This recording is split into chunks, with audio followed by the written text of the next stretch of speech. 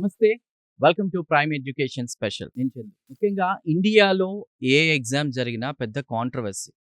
NEET exam కావచ్చు, తర్వాత ప్రస్తుతం దానికి సంబంధించి జరుగుతున్న నిరసనలు అవన్నీ కూడా మనం చూసాం. తర్వాత జార్ఖండ్‌లో స్టూడెంట్స్ నిరసన ఇది చూసాం. అలానే రాష్ట్రాలు కూడా ఏం తీసిపోలేదు. మన తెలుగు రాష్ట్రాలు కూడా తెలంగాణ, ఆంధ్రాలో కూడా ఎగ్జామ్స్ గ్రూప్ 1కి సంబంధించి, డీఎస్సీకి సంబంధించి ఏ ఎగ్జామ్ నిర్వహించినా కాంట్రోవర్సీ.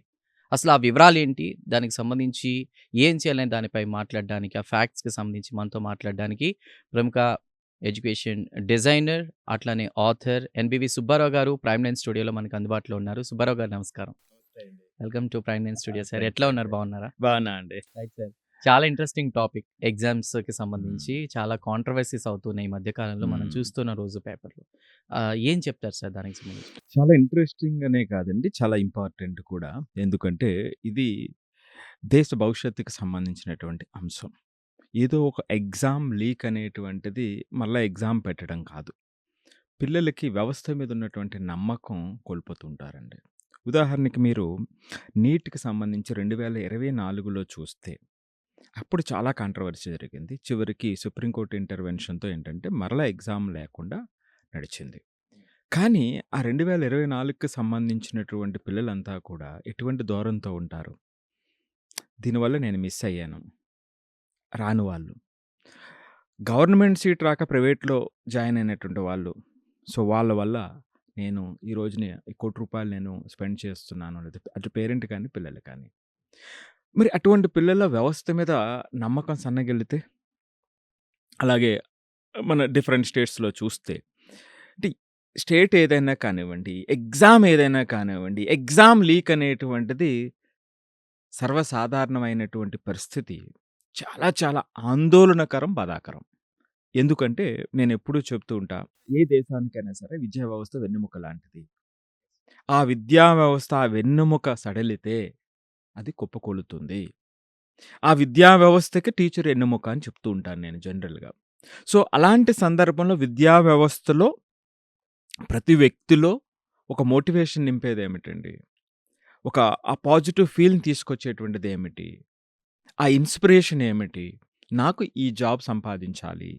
లేదా నేను ఈ సీటు పలానా చోట ఈ సీటు సంపాదించాలి అనేటువంటిది పిల్లలకి ఇన్‌స్పిరేషన్. పేరెంట్స్‌కి ఇన్‌స్పిరేషన్. రాత్రనక పగలనక కష్టపడి మనం ఎంత కష్టపడినా సరే పిల్లల్ని ఉన్నత స్థితిలో చెయ్యటానికి నా కష్టం ఏమాత్రం కష్టం కాదు అనుకునేటువంటి అద్భుతమైనటువంటి ఆలోచనా ధోరణి ఉన్నటువంటిది మన సమాజం. అది ఒక అద్భుతమైనటువంటిది. మరి అలాంటి నమ్మకాన్ని మనం తీసేస్తున్నామా? ఎందుకు చెప్తున్నానంటే మీరిందాకే ఇంట్రడక్షన్‌లో జెప్పారు. నీట్ ఎగ్జామ్ 2024 కానివ్వండి, నీట్ 2026 కానివ్వండి, ఇప్పుడు జార్ఖండ్ పబ్లిక్ సర్వీస్ కమిషన్ ఎగ్జామ్‌కి సంబంధించి కానివ్వండి, ఏపీపీఎస్‌సికి సంబంధించినటువంటి Andhra Pradesh public service commission group 1 అది కూడా ఇప్పుడు విచారణ జరుగుతూ ఉంది. సిట్ రిపోర్ట్ రావటం జరిగింది. రైట్? దానికి సంబంధించినటువంటిది కానివ్వండి, ఇర్రెగ్యులారిటీస్ దాంట్లో. అట్లాగే తెలంగాణకు సంబంధించి ఆ తర్వాత మరలా సబ్సిడైజ్ అయ్యింది. ఒక 4 నెలల తర్వాత చాలా ఆందోళన చెందినటువంటిది. గ్రూప్ 1 ఎగ్జామ్ తెలంగాణకు సంబంధించి 2025లో. అట్లాగే మహారాష్ట్రలో తీసుకుంటే టీచర్‌కి సంబంధించినటువంటి ఎంట్రన్స్ ఎగ్జామ్. రాజస్థాన్‌లో ఎంట్రన్స్ ఎగ్జామ్. ఇప్పుడు ఇందాక అనుకున్నట్టుగా జార్ఖండ్. సో, ఇది ఒక పార్టీని నిందించటమో, ప్రతిపక్షాన్ని నిందించడమో, అంటే ఇది పొలిటికల్ సైడ్ యాస్పెక్ట్‌లో చేయటం అనేటువంటిది సమస్యకు పరిష్కారం కాదు. హ్మ్. అంతే కాకుండా ఈ స్టేటు, ఆ స్టేటు అని కాకుండా ప్రతి చోట ఎక్కడ ఎగ్జామ్ జరిగినా ఒక వివాదం ఎందుకు చెలరేగుతుంది? ఆ వివాదంలో ఉన్నటువంటి నిజమెంత? ఏ స్థాయిలో ఇబ్బంది జరుగుతుంది? అనేటువంటిది మనం ఓవరాల్‌గా ఇండియా వైడ్ చూస్తే సామాజికంగా వచ్చినటువంటి మార్పుని మనం అర్థం చేసుకొని దానికి చెక్ పెట్టగలిగితే తప్ప హ్మ్. మన విద్యా వ్యవస్థలో ఆ నమ్మకాన్ని రీస్టోర్ చేయలేకపోతాము. ఇది ఓన్లీ ఆ సింగిల్ ఎగ్జామ్ యాస్పెక్ట్‌లో చూడవలసినటువంటిది కాదు.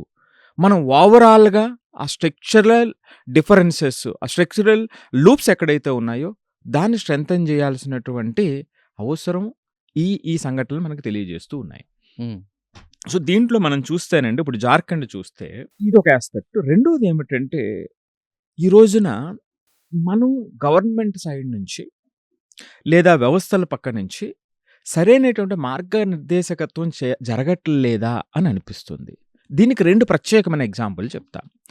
మొన్న జార్ఖండ్‌లో జరిగినటువంటి ఎగ్జామ్‌కి సంబంధించిన కాంట్రోవర్సీ జరుగుతుంది గదా! హ్మ్. 3.5 లక్షల మంది రాశారండి.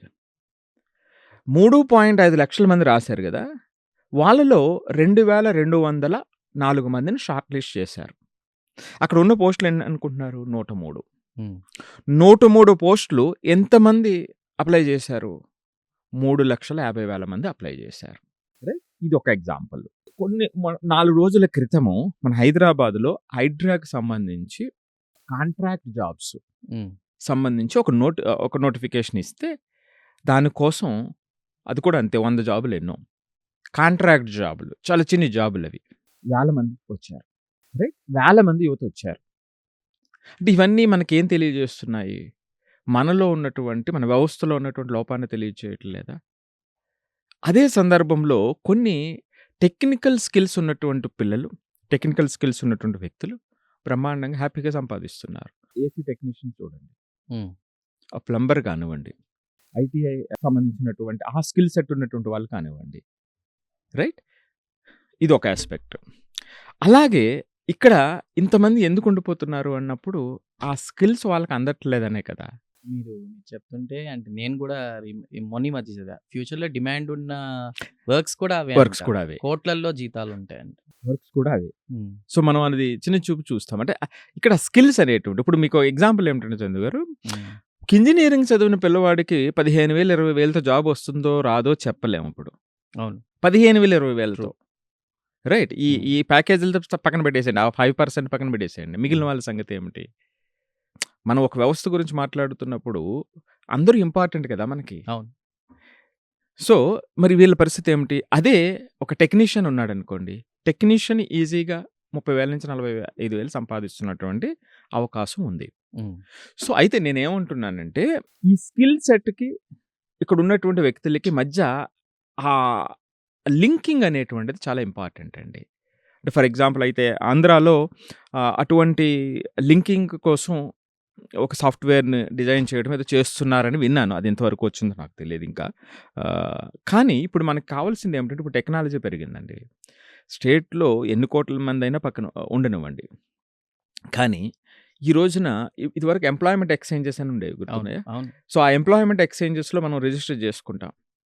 రైట్? సో, అప్పుడేముండేదంటే ఈ స్కిల్ ఉన్నటువంటి వాళ్ళు ఇంతమంది ఉన్నారు ఉన్నారు. అనేటువంటి ఒక ఇది ఉండేది. సో, ఒక బ్యాలెన్స్ ఉండేది. అది పోయింది. సో, ఇప్పుడు అది రావాల్సిన అవసరం ఉందని నాకైతే అనిపిస్తుంది.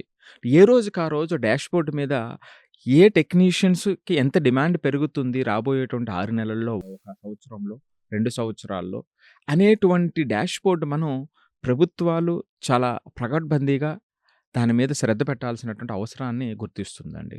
అంటే ఇప్పుడు సపోజ్ ఈ రోజున స్టేట్‌లో suppose for example for name sake ఒక 10,00,000 మంది ఉన్నారనుకుందాం. ఈ హ్మ్. 10,00,000 మందికి ఉన్నటువంటి స్కిల్స్ ఏమిటిప్పుడు?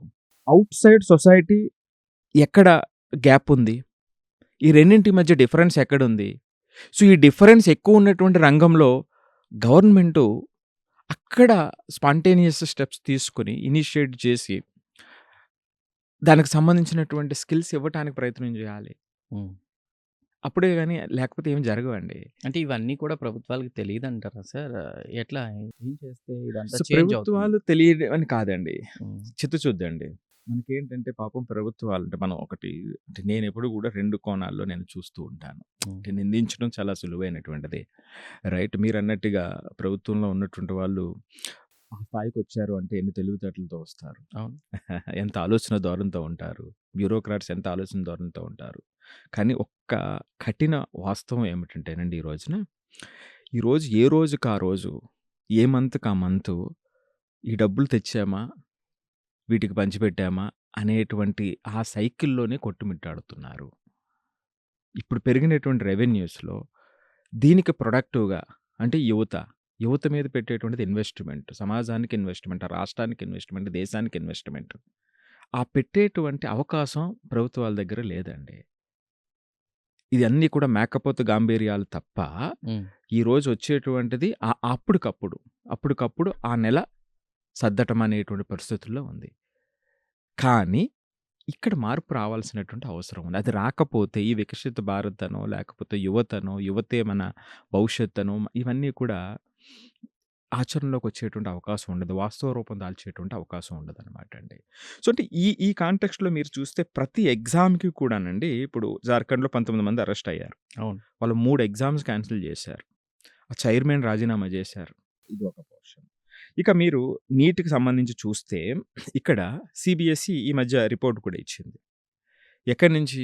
అంటే ఇక్కడ నేను ఇందాక చెప్తున్నట్టుగా వాస్తవంగా ఆ మూలాలు ఏమిటనేది మనం తెలుసుకుంటే ఒక్కొక్క కాంటెక్స్ట్‌లో ఒక్కోలా మారుతూ ఉంది. ఇప్పుడు నీట్‌కి సంబంధించి ఎవరు బాగా ముందు కల్ప్రిట్స్ అన్నప్పుడు పేపర్ సెట్టర్సే. అంటే కంచే చేనుమేసిన విధంగా తయారైందక్కడ. ఇది ఎంత దౌర్భాగ్యం అండి. ఎవరైతే పేపర్ సెట్ చేశారో వాళ్ళ నుంచే లీకింగ్ మొదలయ్యింది అనేటువంటిది ఈ మధ్య సీబీఎస్‌ఈ చెప్పినటువంటి వాస్తవం. అంటే ఇక్కడ పాత్రధారులెవరు? పేపర్ సెట్టర్సు.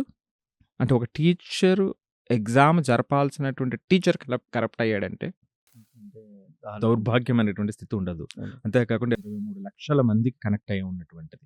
అవును. ఇటు సుమారుగా మనం చూసుకుంటే 1.5-2 క్రోర్స్ పిల్లలు కానివ్వండి, కుటుంబాలు కానివ్వండి ప్రభావితం అయిన ఈ మధ్య కాలంలో జరిగినటువంటి పేపర్ లీక్స్ వల్ల. సో, దీంట్లో వాళ్ళతో కానివ్వండి, కోచింగ్ ఇన్‌స్టిట్యూట్స్ కానివ్వండి, మరి వీళ్ళంతటికన్నా ముఖ్యంగా పేరెంట్స్ కానివ్వండి. మరి పేరెంట్స్‌లో ఆ పేపర్ కొని మా పిల్లవాడికి ఇవ్వాలనేటువంటి ఆలోచన ధోరణి ఉన్నటువంటి వాళ్ళు పేరెంట్సా? లేదా ఏమనుకోవాలి వాళ్ళని? ఇది సీబీఎస్‌ఈ నీట్ ఎగ్జామ్‌కి సంబంధించినటువంటిది. అదే సందర్భంలో మీరన్నట్టుగా ఇవన్నీ తెలీదా అన్నప్పుడు ఇది 571 సిటీస్‌లో సుమారు 5,000 సెంటర్స్‌లో జరిగేటువంటిదండి. అంటే డిఫరెంట్ చెక్ పాయింట్స్ ఉన్నాయి. ఆ డిఫరెంట్ చెక్ పాయింట్స్‌ని మనం ఎలా చెక్ పెడతామా అనేటువంటిది అతి కీలకమైనటువంటిది. అది ఒక విషయం. ఇక రెండోది చూద్దాం. 2000 నీట్ 2024 కూడా సేమ్ అదే పరిస్థితి. నెక్స్ట్ ఏపీపీఎస్‌సికి వచ్చేటప్పటికి ఇక్కడ ఎగ్జామ్ బానే జరిగింది. ఈ మధ్య అంటే 2, 3 రోజులు నిన్న ఎప్పుడో అనుకుంటా. సిట్ రిపోర్ట్ కూడా ఇవ్వటం జరిగింది. ఇక్కడ 165 మంది పోస్టింగ్స్ వచ్చినియి. 165 మంది పోస్టింగ్ అంటే గ్రూప్ 1 స్థాయిలో పోస్టింగ్ వచ్చినటువంటి వాళ్ళకి కోర్టు చెప్పినటువంటి విషయం ఏమిటి అంటే, వీళ్ళని ప్రాధాన్యత ఉన్నటువంటి పోస్ట్‌లో ఉంచకండి. దీని మీద రిజల్ట్ వచ్చేంత వరకు అని చెప్పింది. అదే కాకుండా వీళ్ళు పోస్టింగ్ ఇచ్చినప్పుడు ఒక అఫిడవిట్ కూడా వీళ్ళకి రాయించుకుంది. రేపొద్దుట ఈ కేసు తేలిన తర్వాత దాని మీద డిపెండ్ అయ్యే మీ పోస్ట్ ఉంటుంది. ఒకవేళ దీంట్లో ఇర్రెగ్యులారిటీస్ ఉన్నాయి అన్నట్లయితే మీ పోస్ట్ పోతుంది అనేటువంటి అఫిడవిట్ మీద ఈ 165 మందిని జాయిన్ చేసుకున్నారు. మొన్న ఏపీపీఎస్‌సికి జరిగినటువంటి దాంట్లో. సో, మరి ఇప్పుడు చెప్తున్నటువంటి దాంట్లో ఏమిటంటే 763 ఓఎంఆర్ షీట్స్‌ని వీళ్ళు ఫోరెన్సిక్ ల్యాబ్స్‌కి పంపించి 7 వివిధ ప్లేసుల్లో హైకోర్టు ఆదేశాల మేరకు చూస్తే ప్రతి ఓఎంఆర్ షీట్‌లో మాక్సిమం 95 అరౌండ్ 95% ఓఎంఆర్ షీట్‌లో ఆల్టరేషన్స్ ఉన్నాయని, ఏదో జరిగింది అనేటువంటి దాన్ని ఎస్టాబ్లిష్ చేస్తూ ఉన్నారు. కరెక్షన్స్ కూడా 3 వేస్‌లో చేశారు. సో, కరెక్షన్స్ కూడా డిజిటల్ కరెక్షన్ చేయకూడదు అన్నప్పుడు డిజిటల్ కరెక్షన్ చేశారని, రెండో అతిపెద్ద ఆరోపణ చాలా అంటే అందరూ కూడా స్పందించాల్సినటువంటి ఒక ఇంపార్టెంట్ పాయింట్ ఏమిటంటే, డిజిటల్ ఎవల్యూషన్ చేసినటువంటి పేపర్స్‌ని డిజిటల్ ఎవల్యూషన్ కుదరదు. మాన్యువల్ ఎవల్యూషన్ చేయాలని కోర్టు చెప్పిన సందర్భంలో ఆ మాన్యువల్ ఎవల్యూషన్‌ని ఇన్‌కాంపిటెంట్ పీపుల్ చేత ఎవల్యూషన్ చేయించారు. దీనికి క్వాలిఫికేషన్ డిగ్రీ అయితే హ్మ్. కరెక్షన్ చేసిన వాళ్ళు 10th, ఇంటర్, గృహిణులు ఇలానే న్యూస్ చేయించారు అని. దానితో పాటుగా డిజిటల్ ఎవల్యూషన్ అంటే వీళ్ళని ఎందుకు ఉపయోగించారు? ఇప్పుడు జనరల్‌గానండి ఓఎంఆర్ షీట్లు ఉన్నాయనుకోండి. దీనికి పెట్టడమే కాదు దానికి ఎవల్యూషన్, కరెక్షన్ అనేది అది ఒక రకమైనటువంటిది. ఇప్పుడు ఇది డిస్క్రిప్టివ్ పేపర్స్. మరి సబ్జెక్ట్ ఎక్స్‌పీరియన్స్ లేకపోతే ఎట్లాగా? అంటే ఇప్పుడు సిట్ ఎస్టాబ్లిష్ చేసినటువంటి విధంగా అది నిజమైతేనండి అంతకన్నా దౌర్భాగ్యం మరొకటి ఉండదండి. ఎందుకంటే డిజిటల్ ఎవల్యూషన్ ఏదైతే జరిగిందో అదే తీసుకుని మీరన్నట్టుగా 10th క్లాస్ అయినటువంటి వాళ్ళను, ఎలక్ట్రీషియన్‌ను, అక్కడ పనిచేసేటువంటి వాళ్ళని తీసుకొచ్చి అదే మార్కులు ఇక్కడ వేయించారు అని ఏదైతే చెప్తున్నారో ఆ సిట్ ఎస్టాబ్లిష్ చేసినటువంటిది అవి నిజాలైతే ఇంకా అంతకన్నా దౌర్భాగ్యం ఉండదు. అంతకన్నా దిగజారుడు అంటే ఎగ్జామినేషన్ విషయంలో పిల్లలకి వ్యవస్థ మీద నమ్మకం కోల్పోవటానికి అంతకన్నా ఇంకొక దిగజారుడు 10,000 పేజీల నివేదిక సమర్పించారంట సార్ సెట్.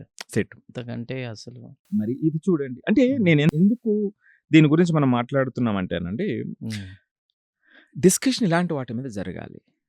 ఇది మన చుట్టూ మనల్ని మనం స్ట్రెంథెన్ చేసుకోవటం. విద్యా వ్యవస్థ మీద డిస్కషను, ఎగ్జామినేషన్ మీద డిస్కషను, లేదా వచ్చే జాబ్స్ మీద డిస్కషను, గవర్నమెంట్ స్పెండ్ చేసేటువంటిది ప్రొడక్టివ్ వేస్ మీద స్పెండ్ చేస్తుందా లేదా అనేటువంటిది. అంతే తప్ప ఇప్పుడు వ్యక్తిగత విమర్శల మీద డిస్కషన్ జరుగుతూ ఉంటుంది. గంటలు గంటలు లైవ్ ప్రోగ్రామ్ జరుగుతుంటాయి, డిబేట్ జరుగుతూ ఉంటాయి. ఎందుకంటే చూసేవాళ్ళు పనికిమాలిన అనుకోవాలా? ఎవరు అనుకోవాలి? రైట్. సో అంటే అక్కడ ఆ డిమాండ్ని అలా పట్టుకొచ్చారు, అవసరమైంది వదిలేసి.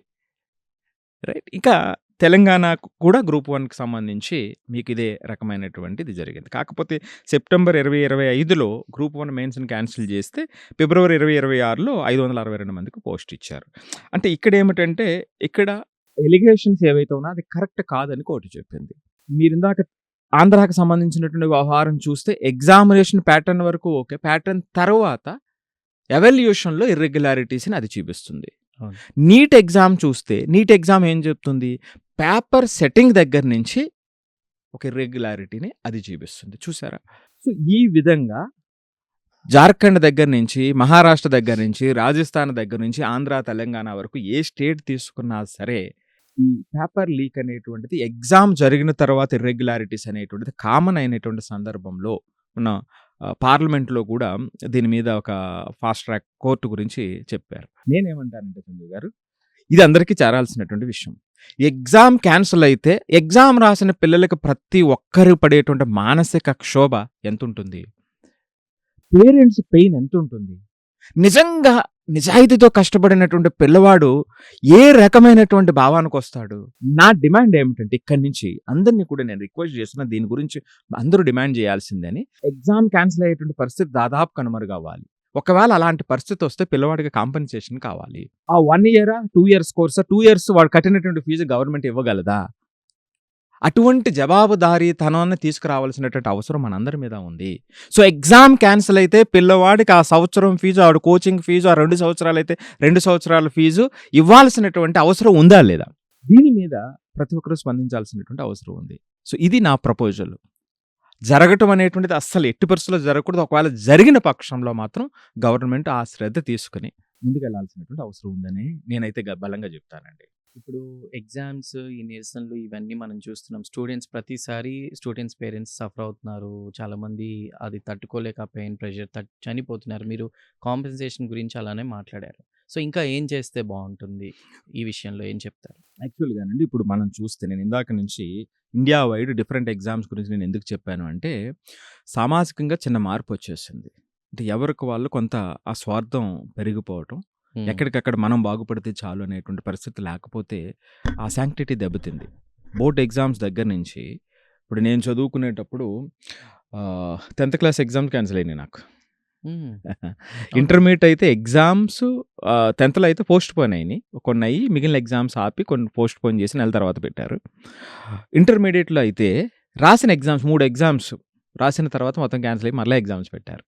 అప్పుడు మినిస్టర్ కూడా రాజీనామా చేశారు. అంటే అప్పుడు బోర్డ్ ఎగ్జామ్ జరిగితేనే అంత శాంక్టిటీ ఉండేటువంటి పరిస్థితి ఉంటే, ఇప్పుడు ఏంటంటే board exams, 10th class marks, inter marks ఎంత నిష్పక్షపాతంగా జరుగుతున్నాయనేటువంటిది నాకన్నా చూసే వాళ్ళందరికీ తెలుసు. అవును. దేనికి ఎంత శాంక్టిటీ ఉంది అనేటువంటిది మీ అందరికీ తెలుసు. దాన్ని ఆల్రెడీ ఎంత అయితే భ్రష్టు పట్టించాలో పట్టించాం. ఇక కాంపిటేటివ్ ఎగ్జామ్స్కి వచ్చేటప్పటికి మీకేమిటంటే ఇప్పుడు ఇదివరకటి కన్నా కష్టం అండి. ఇప్పుడు ఎగ్జామినేషన్ కండక్ట్ చేయడం అనేటువంటిది అంటే సోషల్‌గా పీపుల్‌కి ఉన్నటువంటి ఆ నిజాయితీ అది తగ్గింది. స్వార్థం పెరిగింది. డిఫరెంట్ పాయింట్స్, టెక్నాలజీ పెరిగిపోయింది. సో టెక్నాలజీ పెరిగిపోవటంతో ఈజీగా దాన్ని లీక్ చేయటానికి అవకాశాలు పెరిగినాయి. తరువాత అది స్ప్రెడ్ అవ్వటానికి వితిన్ నో టైమ్ రియల్ టైమ్‌లో స్ప్రెడ్ అవ్వటానికి అవకాశం పెరిగిపోయింది. సో ఇవన్నీ ఛాలెంజెస్ ఉన్నాయి. సో నిజంగా ఎగ్జామ్‌కి వచ్చేటప్పటికి ఏమవుతుందంటే అండి, ఒకటి పేపర్ లీక్. రెండవది ఇంపర్సనలైజేషన్ అంటారు. అంటే ఒకటి ప్లేస్‌లో ఇంకొకటికి వెళ్లి ఎగ్జామ్ రాయటం. ఇది రెండో పాయింట్. సో మూడోది ఏమిటంటే అండి, సెంటర్ లెవెల్‌లో మాల్ ప్రాక్టీసెస్. నాలుగోది వచ్చేటప్పటికి ఇప్పుడున్నటువంటి పరిస్థితుల్లో డిజిటల్ మ్యానిపులేషన్. ఐదోది ఎవల్యూషన్ ఇర్రెగ్యులారిటీస్. ఇప్పుడు మనం చూస్తే నేను ఇందాక చెప్పిన ఎగ్జాంపుల్స్‌లో ఒక్కో దాంట్లో ఒక్కొక్క అంశం ఉంది ఇందులో. అవును. రైట్.